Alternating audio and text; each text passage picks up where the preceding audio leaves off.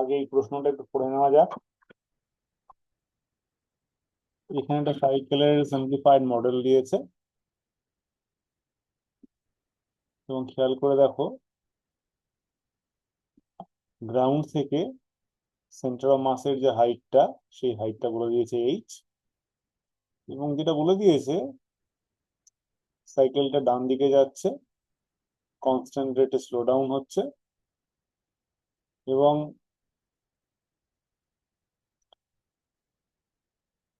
এর যে হুইল গুলো স্লাইডিং উইদাউট রোটেটিং, সুতরাং স্লিপ করছে। এবার ফার্স্ট পার্টটা পড়া যাক। কোয়েশ্চেনের first part, what is the maximum value of mu so that both tires remain in contact with the ground? আমরা এখানে আগে ফোর্স ইকুইলিব্রিয়ামের ইকুয়েশনটাকে লিখতে পারি। ওর যে ডাউনওয়ার্ড ওয়েট, এটা এমজি, এবং এখানে দুটো নর্মাল রিয়াকশন আমরা দেখাবো, দুটো হুইলের জন্য আলাদা আলাদা, এবং ফ্রিকশন যেহেতু স্লিপ করছে আমরা ফ্রিকশন গুলো দেখাচ্ছি।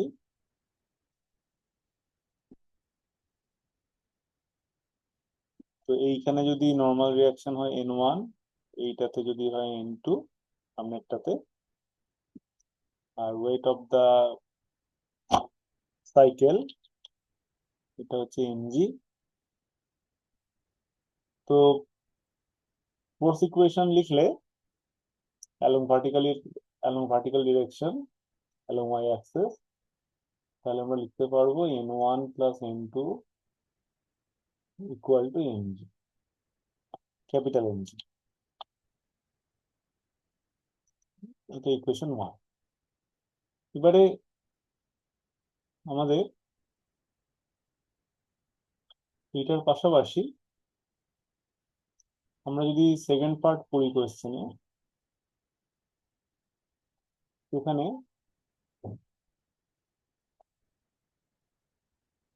μ1 N1 একটা ফ্রিকশন,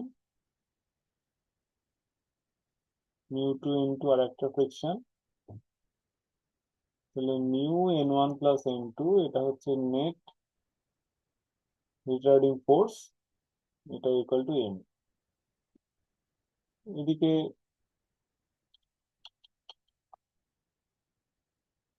ইকুয়েশন 1 থেকে অলরেডি জানা আছে N1 প্লাস N2 হচ্ছে এমজি, তাহলে mu M G is equal to M A, তাহলে এখান থেকে A equal to mu G, এটা ইকুয়েশন 2। তো দুটো ফোর্স ইকুয়েশন লেখা হলো, এবার টর্ক ইকুয়েশন লেখা দরকার। টর্ক ইকুয়েশন লেখবার জন্য আমাদের একটা রেফারেন্স দরকার। আমরা যদি এই পয়েন্ট P1 অথবা পয়েন্ট P2 এইটার থ্রু দিয়ে যদি আমরা রোটেশন অ্যাক্সিসটাকে নিই, তাহলে প্রবলেম হচ্ছে যে ফ্রিকশনের জন্য আমরা কোনো টর্ক পাবো না, এবং কোয়েশ্চেন 1 এ ফ্রিকশনকে রিলেট করতে বলেছে, ফ্রিকশন কোফিসিয়েন্টকে রিলেট করতে বলেছে। ফলত আমরা রেফারেন্স পয়েন্টটাকে, এই যে center of mass of the bicycle, এইটাকে আমরা এটাকে পয়েন্ট পি হিসেবে মার্ক করছি, এইটাকে আমরা রেফারেন্স নিচ্ছি। এবারে μN1 এবং μN2 এই দুটো ফোর্স বেসিক্যালি ওকে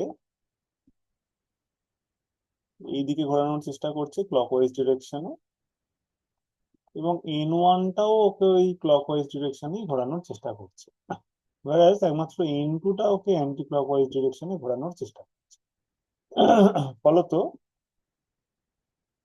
μN1 এর জন্য যে টর্ক μN1 ইন্টু এইচ, এবং μN2 এর জন্য টর্কের সেন্সটা সেম, অ্যান্টি ক্লকওয়াইজ ডিরেকশনে এটাকে ঘোরাতে চাইছে। আর n1 এর জন্য যে টর্কটা হবে সেটাও ওকে ক্লকওয়াইজ ডিরেকশনে ঘোরাতে চাইছে n1 into w/2,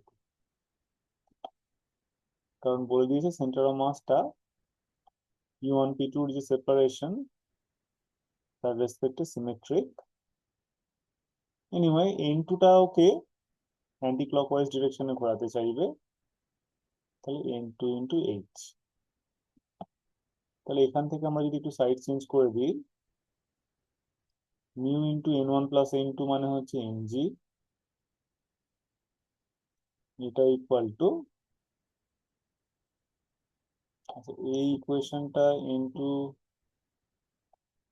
into w/2 হবে, আমাদের খেয়াল রাখতে হচ্ছে। So mu into mg, n1 plus n2 মানে হচ্ছে mg into h equal to n2 minus n1 into w/2। হলো তো?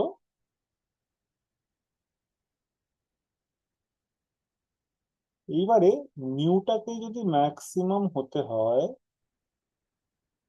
তাহলে ইকুয়েশন 3 এর দিকে যদি আমরা তাকাই, মিউকে ম্যাক্সিমাম হতে গেলে একমাত্র উপায় হচ্ছে n1 টা যখন 0। তার কারণ হচ্ছে মিউ n1 n1 এরা মিলে, এবং mu n2 mu two n2 এরা মিলে কি করছে, সাইকেলটাকে অ্যান্টি ক্লকওয়াইজ সেন্সে ঘোরানোর চেষ্টা করছে। ফলত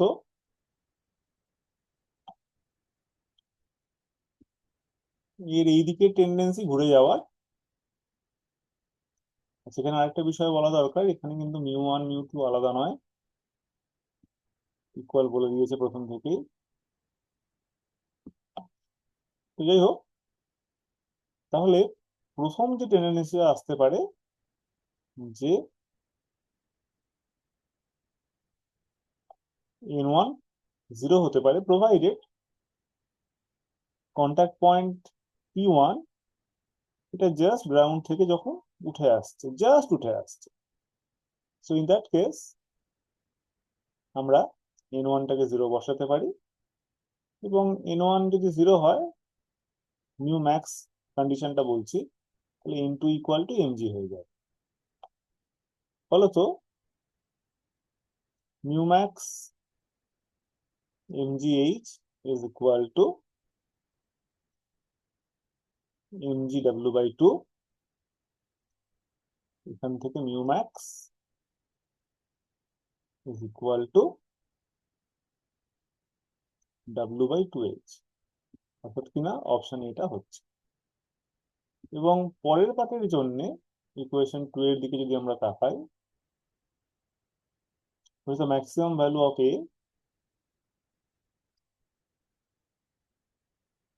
max equal to mu max into g, ফলত এটার আনসার হবে, মিউ কে আমরা সাবস্টিটিউট করে দিচ্ছি, মিউ ম্যাক্স কে ইকুয়েশন 2 থেকে wg/2h,